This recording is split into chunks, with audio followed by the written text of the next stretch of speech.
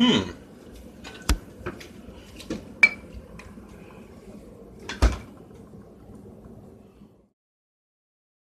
CRPG's been having something of a renaissance, hasn't it? The genre best known for stuff like Baldur's Gate and Fallout has been cranking out stuff like Shadowrun Returns, Divinity Original Sin, Wasteland 2, and hell, I guess even Valkyria Chronicles' resurgence on PC could also count. If you love your RPGs Western, it's a great time to be alive.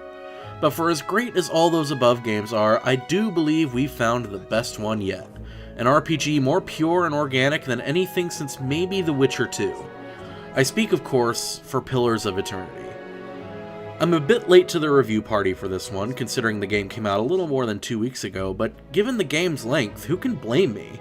I still haven't finished it, and according to How Long to Beat, the game takes upwards of 60 plus hours, roughly the same amount of time as a Baldur's Gate playthrough. That's really intimidating. Not Dragon Age Inquisition intimidating, but still pretty intimidating. But if you have $50 and the time to invest into it, Pillars of Eternity is one of the most rewarding and enriching RPGs you can buy today. The game takes place in Eora, a land of many kingdoms, races, and governments. You play as a wandering traveler venturing to the town of Gilded Vale, but your wagon is ambushed by forest folk.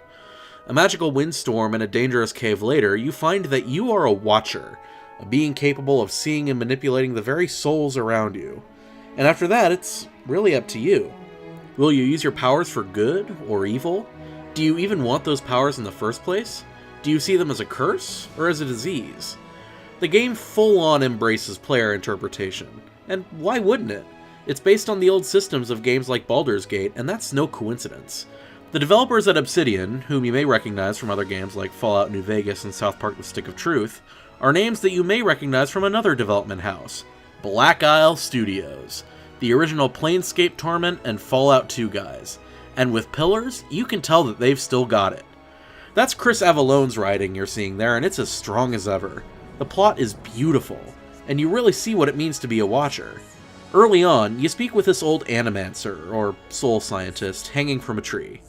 It's a pretty long story. Anyway, you use your Watcher skills to communicate with her. And while other RPGs would have her set you on your quest and give some generic dialogue about how you're the chosen one and only you can save the world, you instead learn about how she dealt with being a master of soul science. She saved lives, she enriched lives, and when the Lord of Gilded Vale asked for her help, she was hung and mocked by the town. Pillars of Eternity is packed with stories like that, stuff that's hidden away in a dialogue option that many players may not even bother with. Pillars is beautiful. And it's not just with storytelling either. The gameplay is as elegant as it was back in the Infinity Engine days.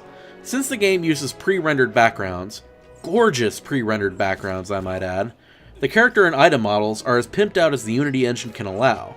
And the music, it's just so organically pretty to listen to.